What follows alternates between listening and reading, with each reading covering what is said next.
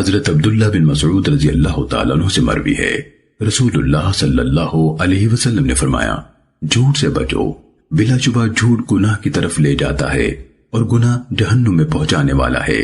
بلا شبہ جو انسان جھوٹ بولتا ہو اور جھوٹ ہی کے در پہ رہتا ہے تو وہ بالآخر اللہ کے ہاں کذاب یعنی انتہائی جھوٹا لکھ دیا جاتا ہے۔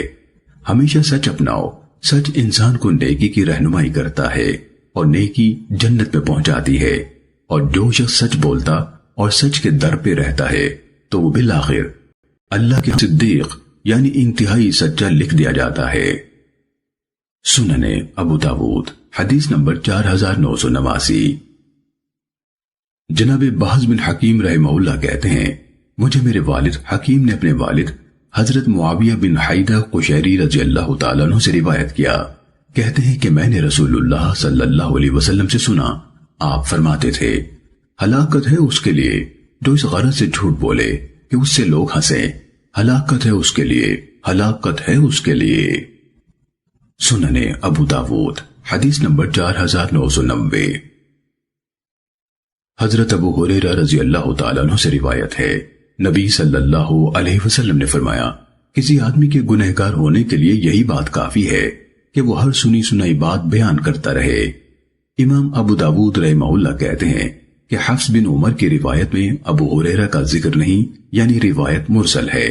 امام ابو داود رحمہ اللہ کہتے ہیں اور اسے صرف علی بن حفص مدائنی نے مسند روایت کیا ہے۔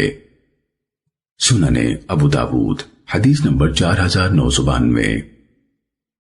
حضرت ابو ہریرہ رضی اللہ تعالیٰ عنہ سے روایت ہے اور بقول نصر بن علی رسول اللہ صلی اللہ علیہ وسلم نے فرمایا، اچھا گمان رکھنا حسن عبادت میں سے ہے۔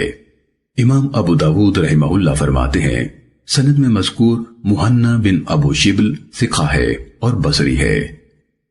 سنن ابو داود حدیث نمبر 4993۔ ام المومنین سیدہ صفیہ رضی اللہ تعالیٰ عنہ نے بیان کیا کہ رسول اللہ صلی اللہ علیہ وسلم اعتکاف میں تھے اور میں رات کے وقت آپ کی زیارت کے لیے حاضر ہوئی۔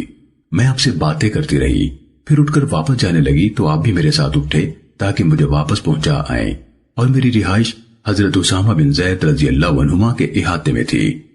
تو انصاریوں کے 2 آدمی گزرے، انہوں نے جب رسول اللہ صلی اللہ علیہ وسلم کو دیکھا تو ذرا تیزی سے چلنے لگے، تو نبی صلی اللہ علیہ وسلم نے فرمایا، ٹھہر جاؤ، یہ میرے ساتھ صفیہ بنت حیی ہیں۔